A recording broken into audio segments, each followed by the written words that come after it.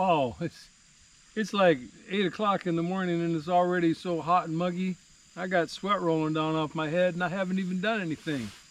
Good morning from zip code 36069, Raymer, Alabama.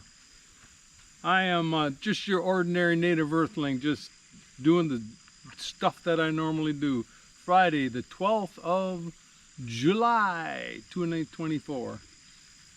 Now, it's been raining the last 3 or 4 days, and so I haven't been able to come out and do anything, but come out and check on things, and some of these types of structures have held up pretty well, and some of them haven't done so well. The tent behind me, for example, that has the boat floor, in other words, the floor that has the sides that come up, and the rain fly on the outside that I said leaked.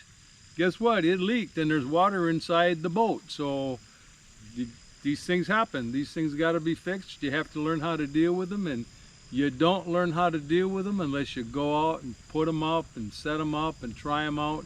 Thank goodness I wasn't sleeping in there. There was one time when I put a tent, went out and slept in it, and it rained, and I got really wet sleeping, and that's just no fun. All right, so the theme is basically emergency management. You can get homeless in a blink of an eye, and you got to be able to move on from there.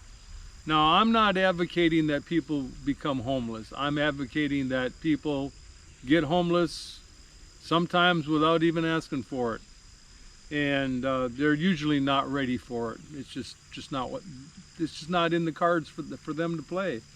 So getting ready for it, that's what I'm trying to do. And the first thing that you become homeless, that you need to have some place to sleep.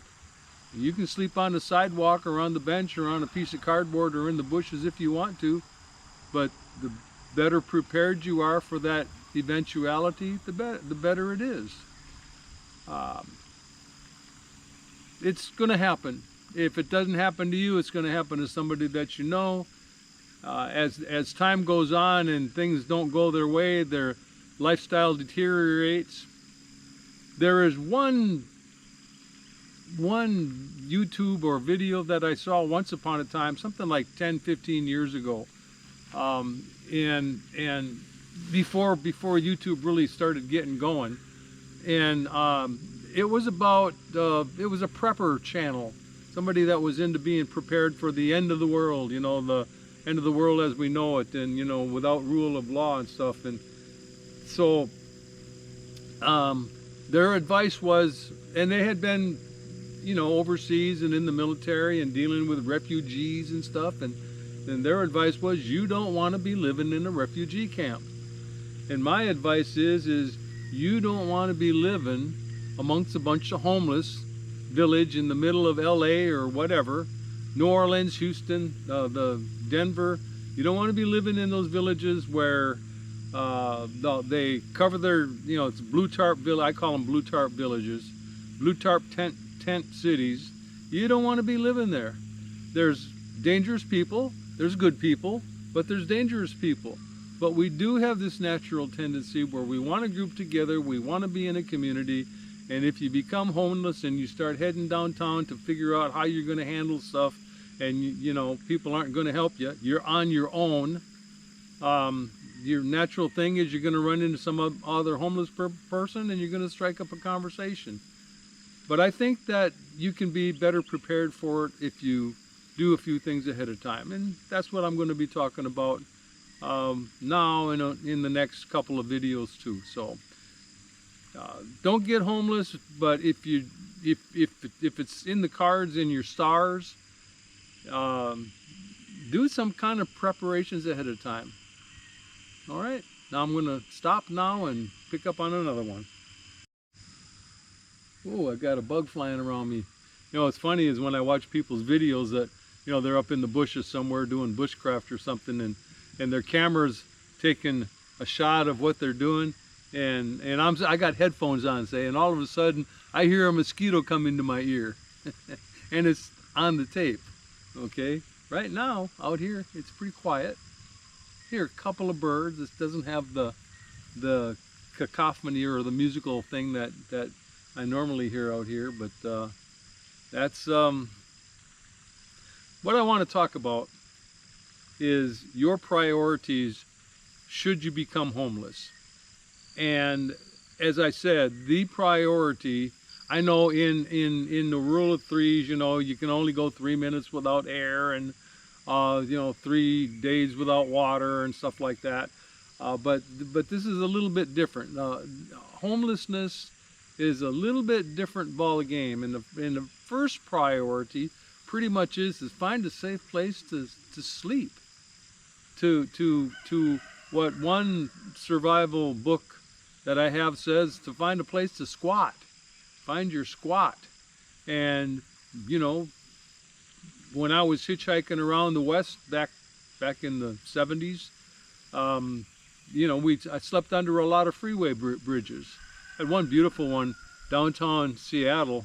There was a bridge that came out and stopped in the middle of the air. It didn't go anywhere. It was a dead end road. I'm sure it's built by now, but we went up there and we could look down on downtown Seattle. It was where Interstate 5 and Interstate 94 came together at. And that was really a fortunate place to stay, and the weather was good too. So I mean, the weather's not always good. That's one of your main enemies is the weather.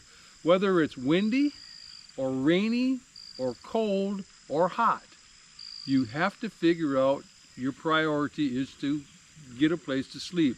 Therefore, I say have a sleeping bag, a sleeping pad, and some kind of tent or tarp shelter ready and available, just like after the Civil War, when the soldiers had their blanket rolls and they slung them over their shoulders and they went for a walk and explored to start a new life after the Civil War, because they didn't have all that GI Bill stuff and things that we have today.